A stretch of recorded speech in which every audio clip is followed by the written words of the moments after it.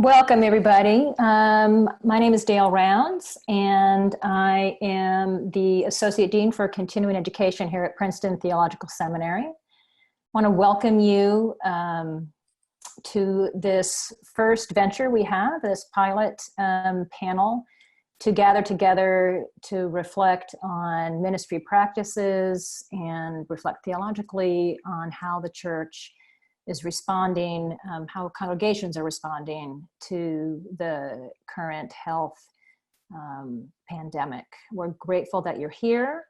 I do think that you will probably see one of us at a time as we are speaking.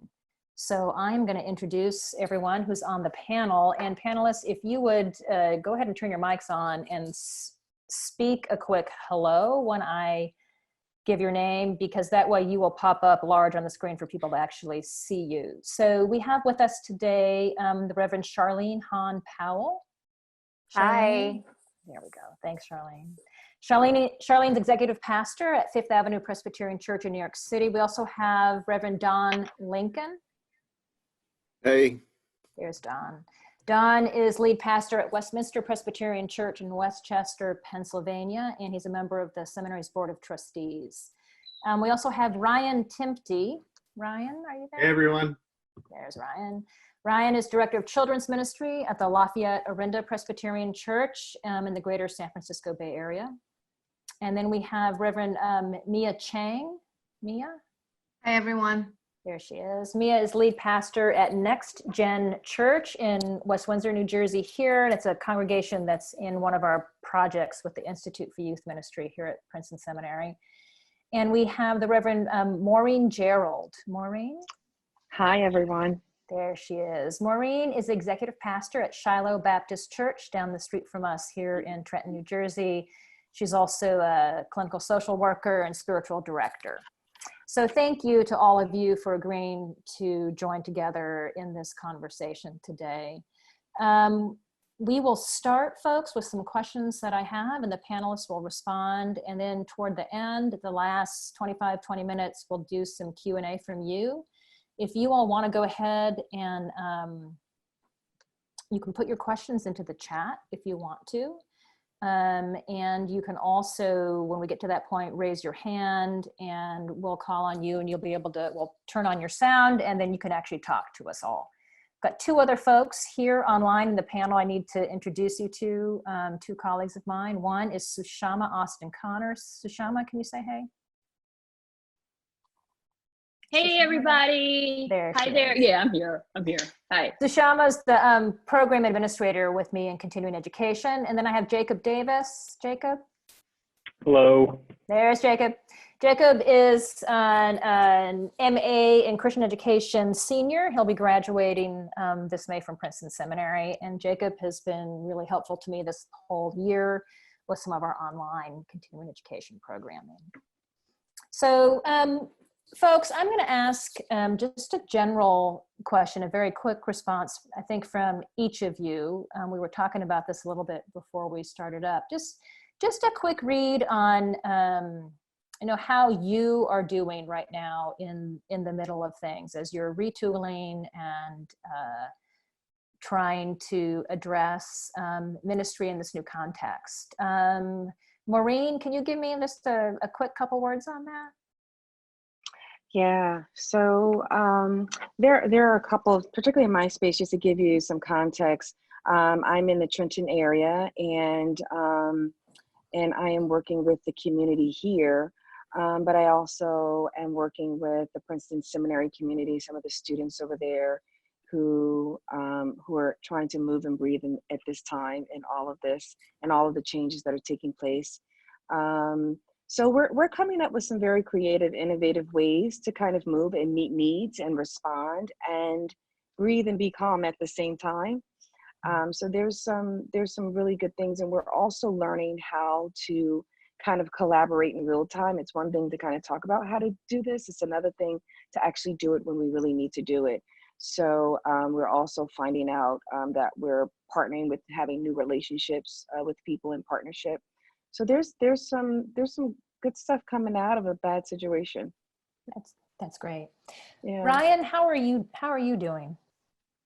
I'm doing okay. So I'm out in the Bay Area, which means that we are now on day 10 of the shelter-in-place order. So we're out in front of some of the other people who now have that order. And it's both good and hard. I have a 4-year-old and a 1-year-old at home. My wife is a college professor, so we're both blessed to be able to work from home, but that means that we've been switching off childcare duties.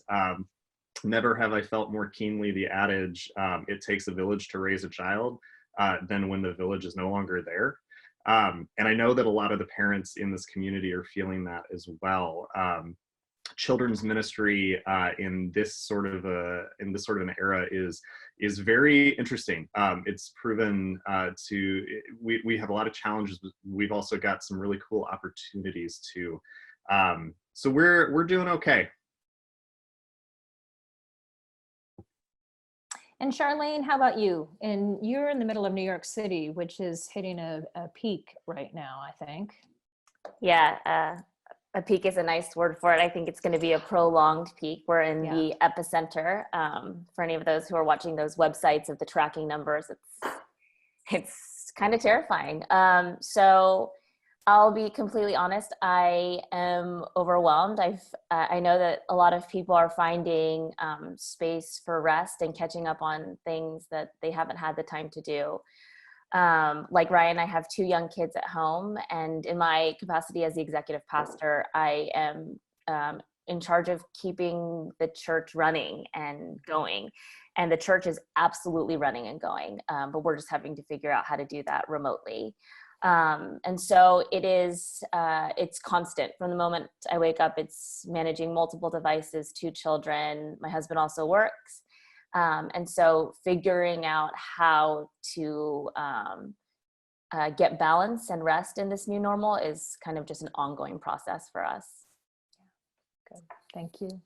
And Don, how about you? I'm energized, anxious. I'm feeling good. I'm feeling stressed. It's sort of a mix of things, but mostly pretty energized. I've got a very creative team that I'm a part of. My home life is pretty settled. I have no children at home. My wife is retired. I love to cook, and so I'm having a chance to do some creative things around that. I'm getting to walk every afternoon, which I haven't done in a long time. I'm finding out that Zoom meetings with staff take twice as long as they do when we're all in the same room.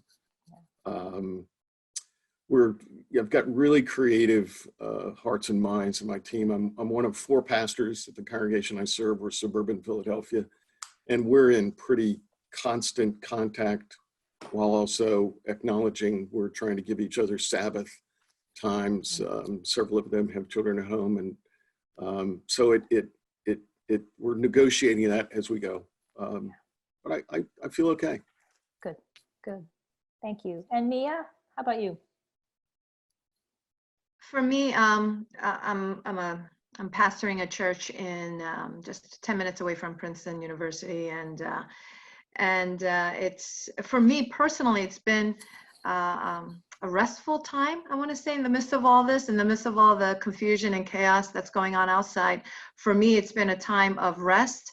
I've been struggling in the area of Sabbath, and as a pastor, I've been struggling with that, and it's really given me a forced Sabbath to be home, to be able to be a little bit more disciplined about my exercise, eating, and things like that. So it's been a healing time for me. But with that, also stressful, as Don mentioned. It's kind of 2 realities going on at the same time. Stressful in terms of how to serve and how to minister to our congregation.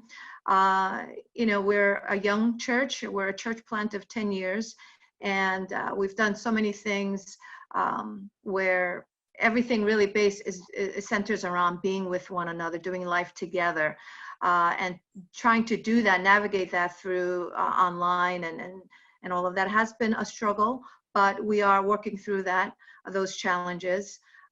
We have also a church that we are planting in Trenton and called the Dinner Church, and that involves people around the table eating together. And so how do we do that? It's difficult to do that remotely.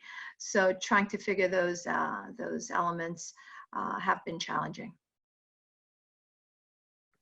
Thank you.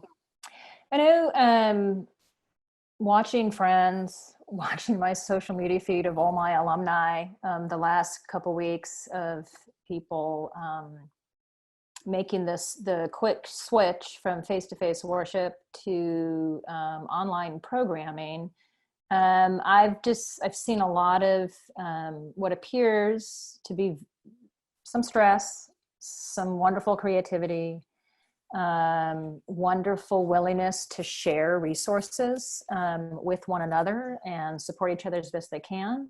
I'm wondering if each of you would just tell us all a little bit about what changes have you made in the last couple of weeks, and a little bit of how they've gone. I mean, what's been good and what's been a colossal failure, I guess, is one of my questions. I don't know who wants to jump in on that first. Anybody? I'll go, Dale. Great. Thanks. We were really fortunate to have live streaming already in place, and we've been doing that for about 2.5 years. Actually have kind of a satellite campus and retirement community where 100, 120 people are in their chapel watching a live stream. Now, of course, they can't gather, but they've all gotten pretty technically savvy and joining us online. So a lot of my colleagues who didn't have those capabilities, scrambling and finding themselves now in a queue for providers who were trying to, upload clients. So we were very, very fortunate on that count. We're only in the building.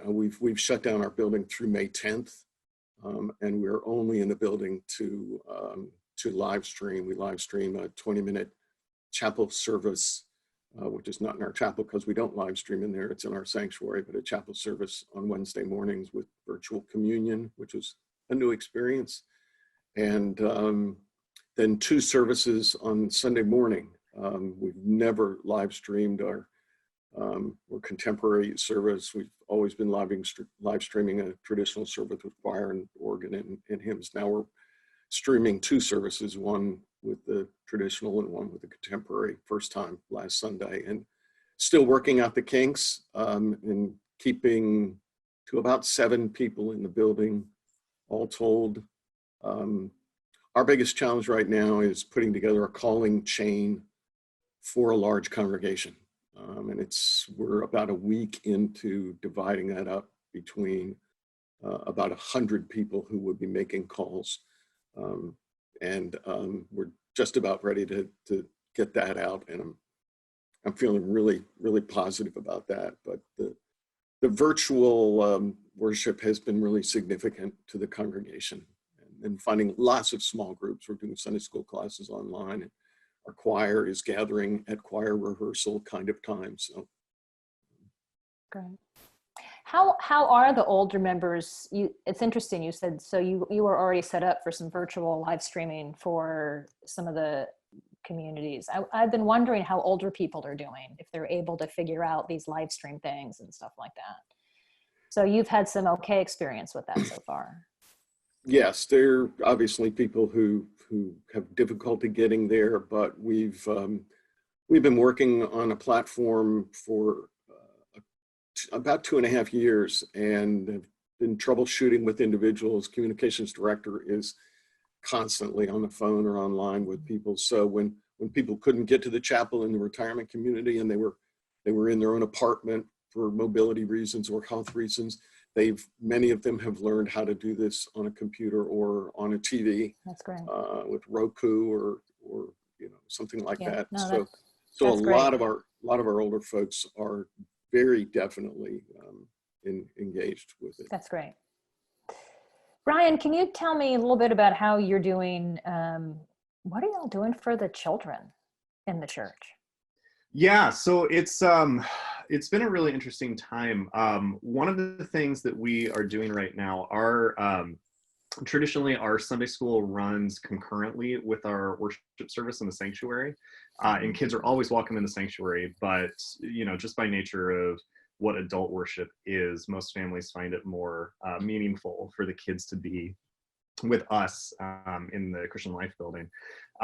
But this season has given us an opportunity to have more children's messages in worship, for instance. So as a part of our live streaming worship, I record a children's message, and then that gets tied into the rest of what everybody else is doing. And that's been really meaningful, both for the kids and for the older adults, to be able to hear a message that's based in solid theology, but that is geared towards a younger audience. It has given our older adult community a window into a different sort of being, right? And we're hoping to expand some of that too. Some of the offerings that we're starting right now, we've got a blog. We've dramatically increased the number of videos that we're doing on the blog. I'm blessed with a large children's ministry staff. I've got 2 associate directors under me, and so we're each doing a video every week. I'm doing what the Sunday school lesson would have been. One of my colleagues, Lori Robinson, is doing a take-home spiritual practice, ways to create sacred space at home. And my other colleague, Susan Wentworth, is doing things geared specifically for preschoolers. And we're also we're going to be doing a Zoom meeting later today for lunchtime prayer for elementary school-ers. We've been doing one-on-one FaceTime or Google Hangouts with some of our families. But really what we're discovering is that there are a lot of resources for kids out there right now. Almost every scholastic or web-based program that's out there right now has decided to go free for this time, which is fantastic. And so part of what we're trying to figure out then is, where does children's ministry in the church fit in that ecosystem? We're not school. We're not there to make sure the kids are super active. So what are we here for? And where we've landed is that our part of that ecosystem is to be the non-anxious presence for families, and to figure out ways to help kids articulate what they're feeling, connect one-on-one with other people who are thinking the same things. I had a colleague last week who said, we're always in children's and youth ministry complaining about how, if parents just didn't value sports so much, or if they didn't value academics the way that they do, then they would come to church. Well, they're not doing any of those things now because it's all canceled, right? So we have this opportunity, even though we can't meet at our physical location, we have this opportunity to meet our families literally where they are. And some of the things that the children's ministry and youth ministry communities are coming up with are pretty amazing. You can find a lot of stuff online right now. So one of the things that I would say is, don't try and make it up all by yourself. There's a whole community of children's and youth ministers out there who are doing really great work that we can partner together with, so that we're focusing our energy where it needs to be. You mentioned blogs and things. I'm assuming that's public. So how would someone find the videos and stuff that you're posting? Yeah, absolutely. So if you go to our website, lopc.org, and if you go to the children's section of that website, there's a link to something called the Family Faith at Home blog. I can put that link in the chat in just a couple of minutes too. But we do 3 videos a week that are new content. And then a couple of years ago, we got a grant to do something called the Fantastic Project, which was a video series that we did based on kindness and justice and mercy, and teaching children how to engage in those concepts. And so we're rerunning some of those things too. That's great. Thanks. Charlene, you said that your church has, the doors may be closed, but it is not stopping. So can you share a little bit about what kind of shifts you've made and what's still going on and what are you able to keep doing? So pretty much everything is going on except for we have a homeless shelter in our church building that we had to close down for this time period for safety reasons. But unlike Dawn, we have not had live streams, so we had to fast track about 400,000 projects into the 21st century, which has been a good and helpful challenge for all of us. We're not doing live stream because we have gone to a very, very, very staggered staff approach where we can't have any two clergy in the same room at the same time because we just want to make sure that one of us is, you know, in good health in order to keep the church going. So we're going, and for the past few weeks, we've just been going into the church with a videographer and filming our various portions. So we don't see each other until she has edited all of those pieces together. And starting this week, we're going to be, some of our clergy are even going to be filming from home. So I'll be doing my first sermon from my living room. Thank God Amazon at least is shipping some stuff in like a 4-day period because I have to order all the equipment to set up my home for worship. You know, Dale, the question that you asked originally is what has changed for your church? I mean, everything, right? And so I echo everything that everyone's been saying. Fellowship is happening online, education is happening online, faith formation is happening online. We're doing congregational care with phone trees, same way, emails, all of that stuff. I think was it Dawn who said that the meetings are longer now? We're just having to shift into a space of uber intentionality. So we can't do any meeting without an agenda or a moderator because it just kind of devolves into chaos. And so we're being really thoughtful about everything because we realize it is harder to gather, whereas like the water cooler effect has completely gone away. So if an idea is put out there, we're incubating it in a very efficient and efficient way so that we're not just spinning 400 ideas. Because I think right now we're in a space where we're like, okay, let's be creative and let's get things out there and people are at home. But I'm also hearing from my parent friends and just colleagues that they've also never been busier. And so how can we be pushing out the most clear, quick, and thoughtful content? And so that's requiring us to just shift the way we've worked for centuries, at least at Fifth Ave. And to be mindful of the fact that now our congregation is not just limited to the people who we see in the pews. So tomorrow I will deliver a sermon and I know exactly where my congregation sits. Like people have their pew address, right? So they sit in the exact same place every Sunday. And that image I'll hold very sacred in my head, but I also have to hold it lightly because other people are tuning in and we are now ministering to an entire congregation of people that we've never met. And so trying to kind of theologically and practically process through what that means for us is a challenge right now. Yeah, I know.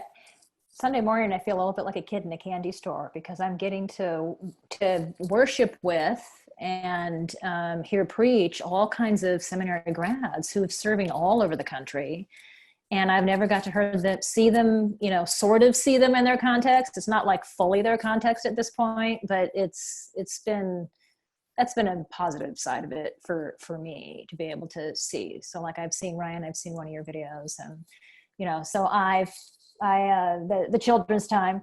So I'm spying on my graduates and at some level, maybe, I don't know, but that's been a real gift actually in this and you're right, Charlene, to think about how,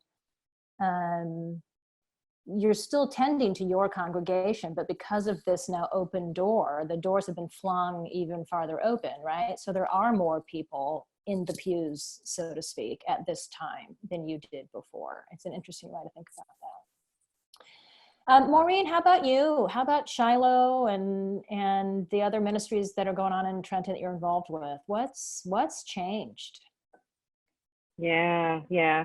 So the landscape is really looking different. I was listening to Don and I was like excited to hear how things are kind of moving smoothly technologically. In Trenton, it is a tech desert, and that's presenting a major challenge for us. And so we are kind of having to do some of what Charlene was saying, like kind of fast track everything in an Uber kind of way, try to figure out what are going to be the best platforms so that we can get our Bible studies and our small groups online to go virtual. And it has been a challenge with our seniors. The way that we've reached out to them in the past has just kind of been through robocalls. We've never had them really acclimate to technology via the phone and the call-in. So now we're doing it, and it's kind of like on-the-job training, so to speak. So it's hard, like they'll press the pound button after they put in the 800 number instead of after the access code. And then, and some of them will hang up several times, and then, you know, we'll call them back and say, okay, do this. So it's been fun and challenging at the same time, that component of it, trying to kind of move us into the 21st century and what it looks like in church space with technology, using technology. We're trying out a lot of different platforms to figure out what's going to be best for our congregation, which might be different for our leadership and our executive board meetings. So that's been a challenge. The other thing that I think has been challenging is actually trying to mobilize our volunteers to be able to go to the homes and run errands for our seniors. So our seniors have said, hey, we're afraid to go out. There's some isolation happening for us. And so we put together some volunteer teams, and we've had to do training around that. And we tried to create like a video to train.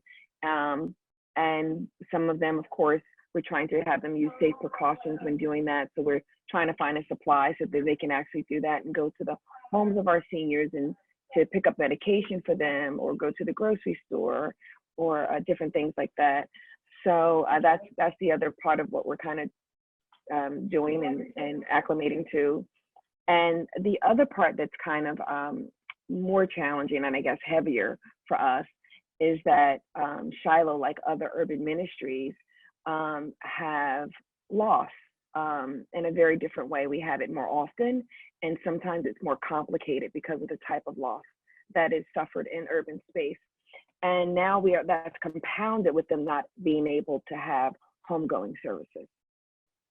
And so we're finding creative ways to offer memorial service, homegoing service, and ways to kind of minister to them, and ways about the sort of creating, offering them a theological framework for that, how to kind of move. We're thinking about that, how to move in that space when we talk about a tradition of gathering, repast. You know, there is a bereavement service that we offer prior to the homegoing, and then we do the homegoing service, and then we do our repast service, and then typically there's sort of a celebration post the repast. So there's this huge celebration around death and what it means for the resurrection, and we're unable to kind of do that. So yeah, we're in our think tanks trying to figure it out, you know, as we go. Yeah, and as you know, unfortunately, as this moves on and more congregations have funerals to do, and there are more restrictions on gathering, we're going to be trying to figure out how to do memorial services and gravesides and things at a distance, and that's going to be a hard one to figure out as we go along. Mia, what's changed for you all? Other than, I mean, obviously coming together for meals and for discipleship and all of that. And I think those were integral components of a young church plants. And so that's been difficult. However, we've been able to connect through whatever platforms, Zoom and conference calls and so on, Google Hangouts.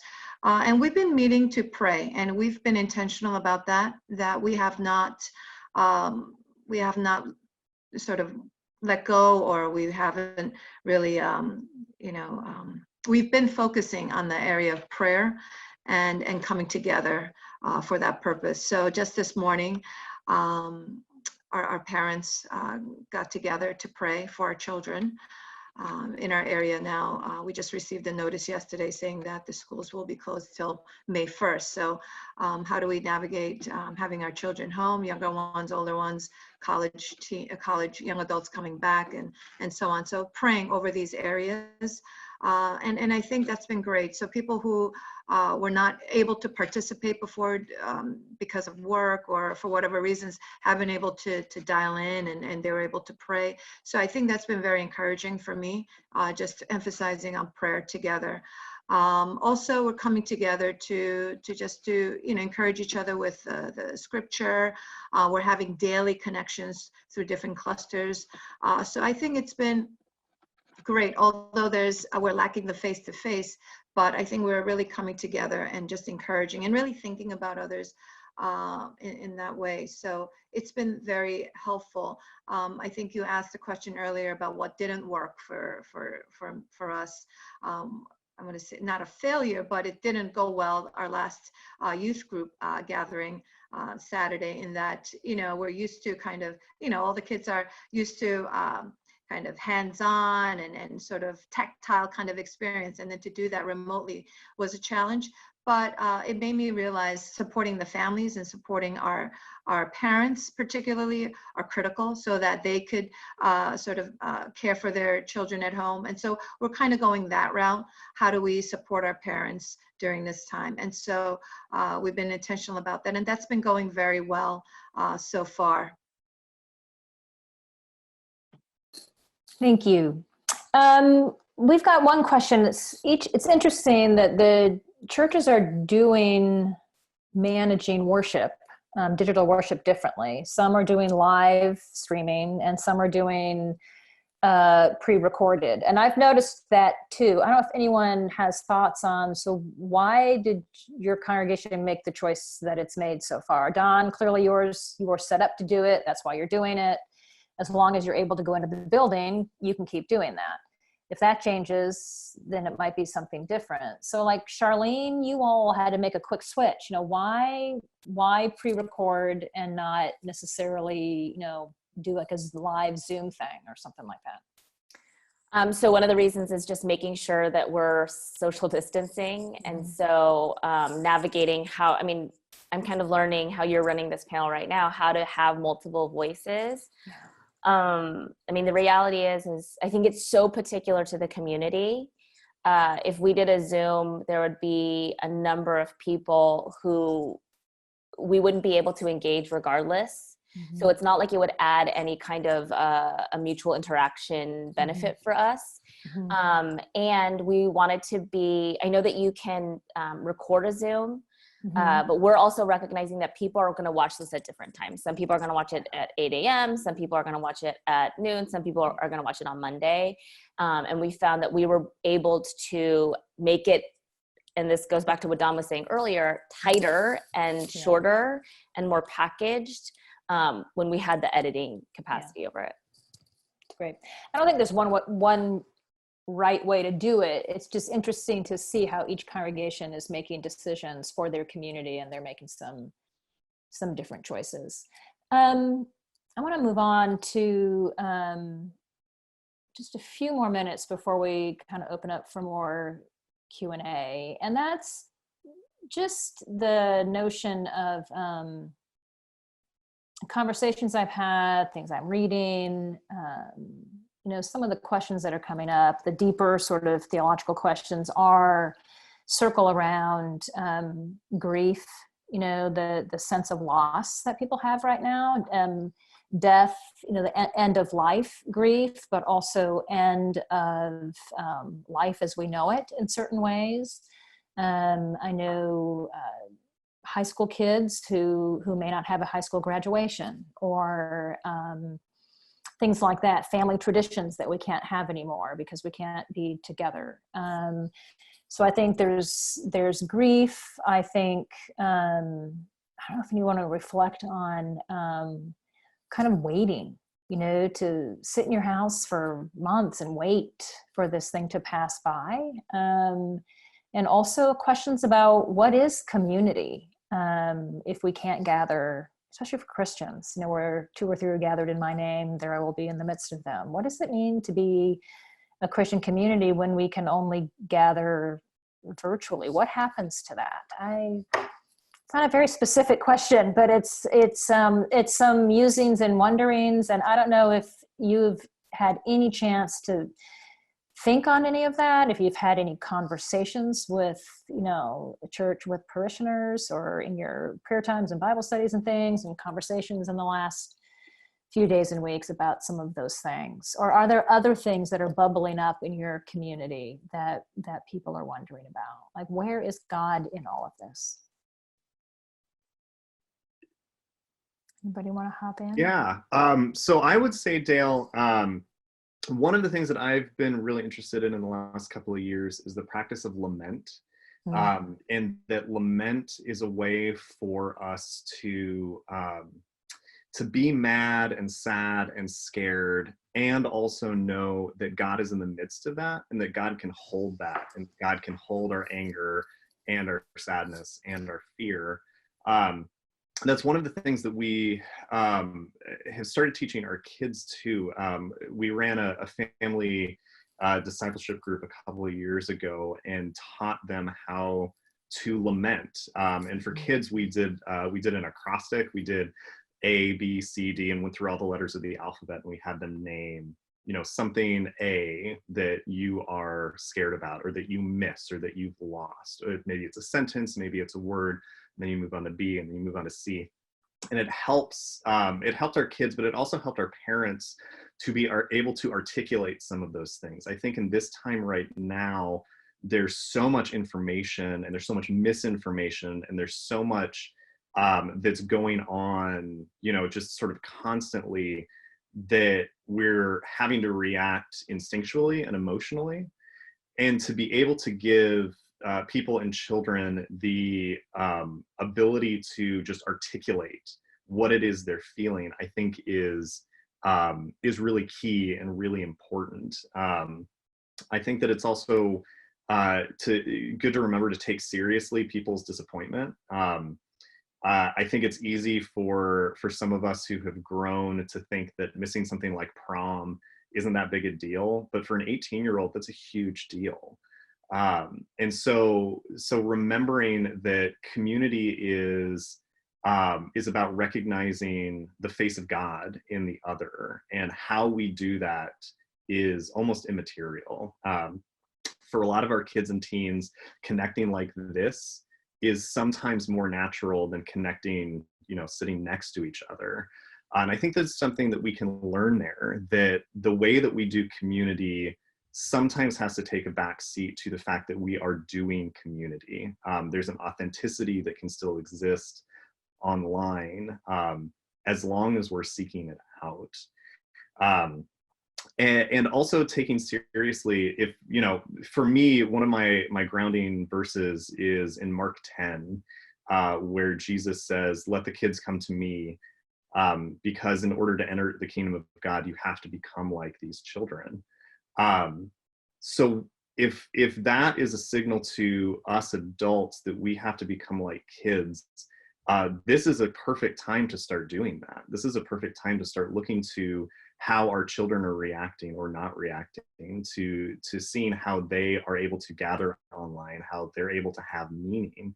And I think when we can follow that, in the midst of that, God is really there in that process.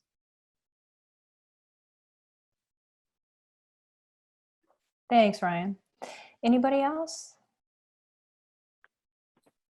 Yeah, I think too that there's been just a wave of creativity, and we've been able to really take advantage of a lot of creativity, like how people are kind of coming up with a lot of ways to respond now, and to really minister to loss and to grief in the gatherings that we see online. And we're, you know, there's a generation that's trying to catch up with that. So I get to have millennials and digitals in my household, and I'm actually taking from them, and they're resourcing me how to resource my community to respond to the many losses and the multiple losses and the compounded losses that my generation and older are experiencing. One of the things that went viral is something called happy hour. So happy hour went viral, and it was a way for them to gather. And I know we kind of might know about happy hour in terms of after work hours, but millennials were meeting to just kind of connect and to share jokes and laugh and catch up with one another. And I thought, what if we use that kind of same concept and use this term happy hour to kind of meet and just kind of sit with people and allow them opportunity to reflect in our community, because we've had a few losses. It was a space we were able to gather in one of the spaces who had the technology to gather and just talk about what it was like when they were with that person, when they last saw them, when they were kids together. So it was just a great time for kind of smiles and reflection. So there's a lot of reflection work that I think is meaningful in a time like this. And actually, we're also using the Psalms.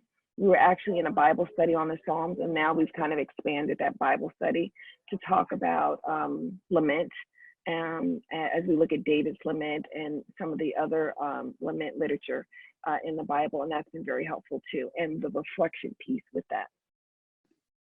Thank you. I'm going to switch to some Q&A a little bit. I've got 2 questions that came in, folks. 2 things. Feel free to put into the chat box any resources, attendees that you have found helpful that you'd like to share with other people. And also you can send in your questions to the panelists either in the Q&A, or you can raise your hand and you can actually just, I believe, I unmute you, we can just talk. That might be nice. Get some other voices. But I do have 2 questions that have come in already. One is from Tom Phillip. Are there any lessons from the early church that we can use during this time, is something that he has asked. Do any of you have thoughts on that? Lessons from the early church? I think for me, definitely that there is a great lesson that I think now more than ever, for me personally, God is saying that we need to move away from just weekly, Sunday gathering, and really focus on discipleship and doing life together outside of Sunday worship. Right? So outside of the church walls, how do we really live out this faith? And I think this time really calls us to do that. It asks those questions, and not just coming from the pastor or just the clergy, but how can we empower our people that they too are reaching out, that they too are leading and hosting meetings and prayers and Bible studies, and that they are empowered to kind of go out, not just within the church membership, but just their neighbors. And so it's calling us to really take our faith seriously. And in the way that the early church did, they met and broke bread and they shared their life and celebrated the resurrection consistently throughout. And so I feel like this is a time for us as the church to really rethink what ministry means and what church means, what community means, and how do we do that in this current landscape? How do we do that effectively? So definitely going back to the early church and back to the New Testament, I think is helpful. Great. Can I add to that, Dale? Yeah. And also try to hit a little bit Andy Fox's question about what ideas do you have for smaller churches who don't have that'd be great. Multiple clergy or staff people. I think what Mia is saying is so huge. Look, I am from a church, I will completely admit, that has multiple clergy and multiple staff. But we are seeing the dynamic shift really to the priesthood of all believers, where there is not a primacy on an MDiv or a Rev doctor, whatever. Everyone has to be going out there and doing the pastoral work. And so it's something as simple as like taking a list of the 100 people, 50 people, 30 people you need to follow up, and just splitting that up amongst those who are willing. And what I'm finding, and this is so amazing, at least from our community, is so much grace upon us. Like, we're going to do Holy Week, but I'm going to reuse sermon content. And I haven't had to do that yet, and have felt like, oh, well, it's on me to constantly be producing new stuff for this church. But like, I'm fully going to steal Ryan's stuff and repurpose that. And I mean, I think, at least for the Presbyterian Church, we've been asking, what does it mean to be a connectional church? What's the point of having this network of churches? And it's for exactly this situation where we should not be coming up with everything. We should be borrowing from everybody. And that means talent, that means time, that means resources. I'm actually loving how this is changing the whole power dynamic of a church that's always been very, very top down. And so I would just encourage, I feel for you, and I would encourage you to use widely all the resources that are now kind of flooding out from all different directions. Yeah. So David McMillan had his hand raised, but David, now you've disappeared. I don't know to ask a question. So maybe it got answered. Let me,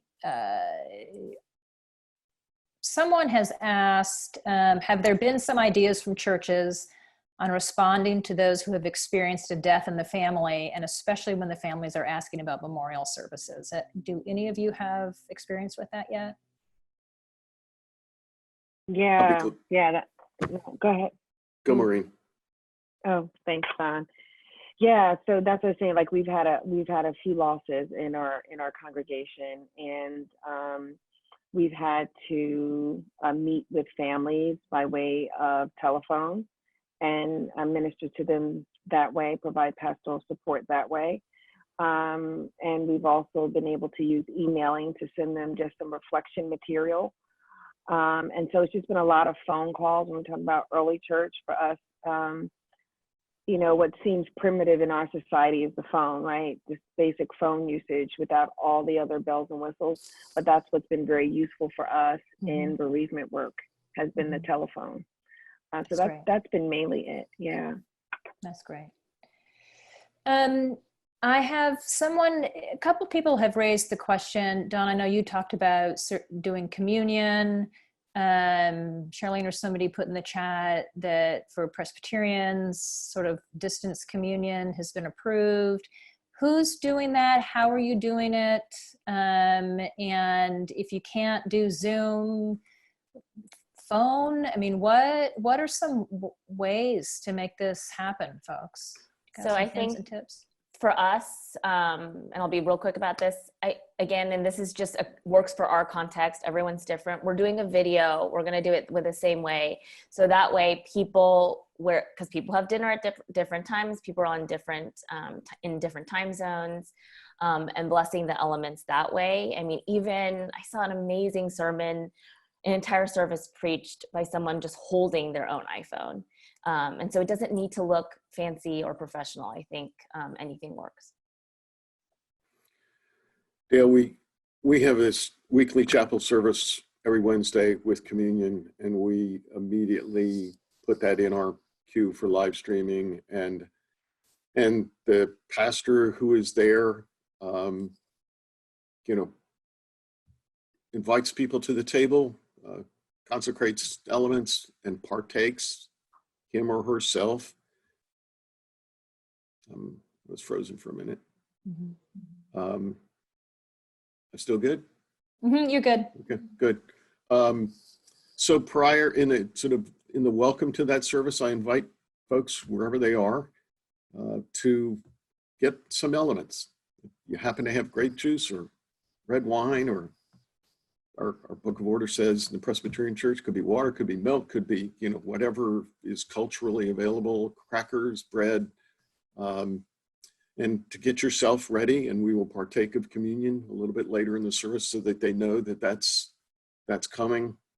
Our services are recorded, so they're also available on our website until the next service, the next Wednesday or the next Sunday. So as Charlene was saying, people, our folks are viewing services live or anytime during the day or the next day or 3 days later. We've been extending communion to the homebound for years, and we really consider that same thing, the extension of the table amidst the community. And it's been particularly meaningful. We have a very large percentage of the congregation that have Roman Catholicism in their background, and being able to be at Eucharist is so significant. It is for all of us, but particularly for those for whom that's much more part of their background. And so it's been really meaningful. Thank you. David McMillan's got his hand back up. Dave, I'm going to turn your audio on and you can ask your question. Are you there?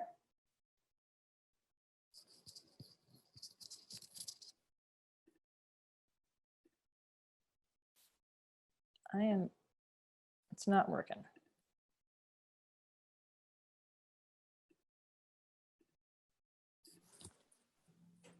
I am trying to unmute him and it is not working at all. So I think we're going to have to, are you there, David?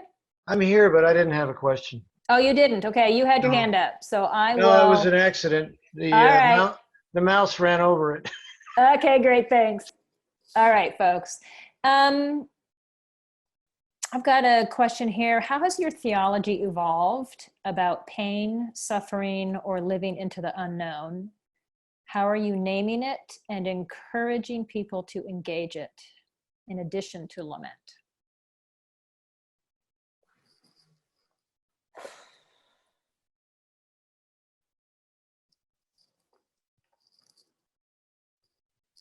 I don't have a great answer for that, but I have an answer for that.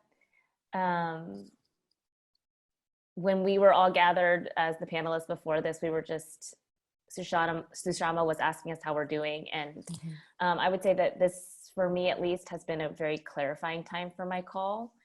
And so I don't know if it's evolved as much as it's just been clarified. And I guess I've been resting in the luxury of good health and a non-pandemic reality. And so it's just kind of forcing me to answer questions constantly in real time that are not hypothetical. So for example, I have a member of our congregation who is a young mother with 2 kids who is 90% certain she has coronavirus and is waiting that week-long time period before she gets the results of her test, which is insane, right? And so we are texting because she is freaking out. She's having an existential crisis about mortality, about her kids, about all of it, about faith. And so I think there was another question is like, what are things not to say during this time? I mean, there are things that I just can't say. I can't say she doesn't have it. I can't say that she's going to get better. I can't say that everything's going to be fine. That's not the answer that I have, but I can say that we worship a God who suffers with us. I mean, if Lent tells us anything, it's that. And who's on the side of healing and life. And that looks different in each of our cases. But I was reading, as Ryan was talking about the passage that he was working through, Matthew 9, where Jesus just like does a whole slew of miracles. And the blind can see, and a young girl is raised to life, and the hemorrhaging woman is not bleeding anymore. And then the chapter ends, the harvest is plentiful, but the workers are few. And then without missing a beat, the next verse is, so he appointed disciples and empowered them. And so my theology is saying that God is still at work. God's working through nurses and doctors and janitorial staff of hospitals and people who are delivering groceries and meals and all of that kind of stuff. And so my theology is very alive right now in the people, in the disciples who are feverishly at work. I would say too, I think one of the things for me that this has revealed, I think that in our society, sometimes we think of utility as the highest good, and that you are defined by utility and that there is utility in suffering. And sometimes that's true, but I think what this has revealed for me most clearly is that you are not your utility. We have a number of people who have been laid off, let go from their jobs because of the economic crisis that all of this has sort of precipitated. And I know that there's a lot of suffering involved in that, this drive to get back to work, that I have to be working in order to be doing, being my best self. And I think that for me, again, the Mark 10 passage says that you are not your utility. Children children in the ancient world and today don't have utility in the same way that adults do. And Jesus still points to children and says, no, you have to be like them in order to enter the kingdom of God. And I think that's been really helpful to look around and say, no, we're not going to let go of the most vulnerable in our society. We're not going to let go of people over a certain age because they are no longer useful. We are, our nurses and our doctors and our emergency responders are not good people because of the work that they are doing. Their work is good, but they are intrinsically good. They are good people outside of whether or not they're able to save this patient or that patient. And I think that sometimes we think through suffering with that utility that what I am going through has to have a meaning. What I'm going through has to tie to some larger thing. And sometimes that's just not true. Sometimes things are just bad. And I think the Bible is a document that talks about that over and over. Sometimes things are just bad. And it's who we are in the midst of that badness and who God is in the midst of that badness that ultimately triumphs. And so I think that this is a time when we can be saying to our congregations, who you are as you is good enough. Who you are as you matters. Whether or not you have a job, whether or not you are a doctor, whether or not you are able to do more than just get your kids through the next day. Children's ministry Frozen 2 is one of my go-to movies right now, and one of the songs that sort of changed my life in the last couple of months is just do the next right thing. It is not your job to save the world. We already have a God who's done that. It is your job to do the next right thing. And if that is just getting your family through this day, nice job. It is not about the work. It is about who you are. Thank you. Do one more quick question, and then I'll close us with prayer. And just so everyone knows, at the end of this, I hope later today, you'll be emailed with links to the recording. The recordings will be shared more broadly as well. And then we'll be asking you some questions just about how else we can support you during this time. And that would be really helpful for us at Princeton Seminary to get some of that information from you. We'd love to have that. And last question is, how has the pandemic challenged your faith? I need one person willing to answer, and then I'll close this with prayer. Anybody?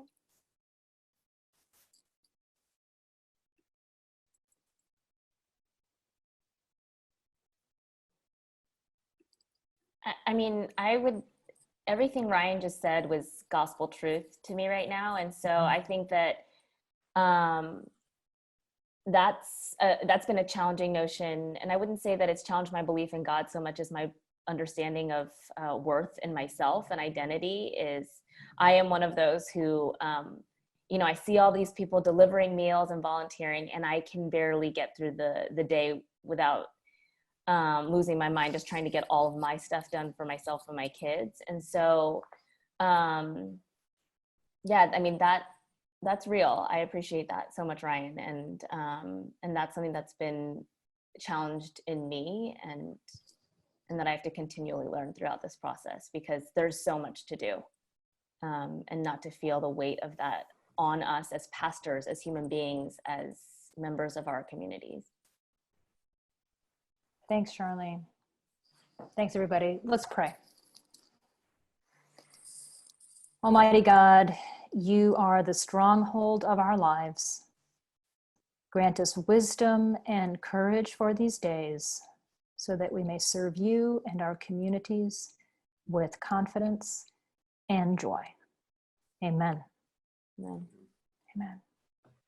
Thank you, everyone, very much. Go in peace. And hopefully we'll connect again next week.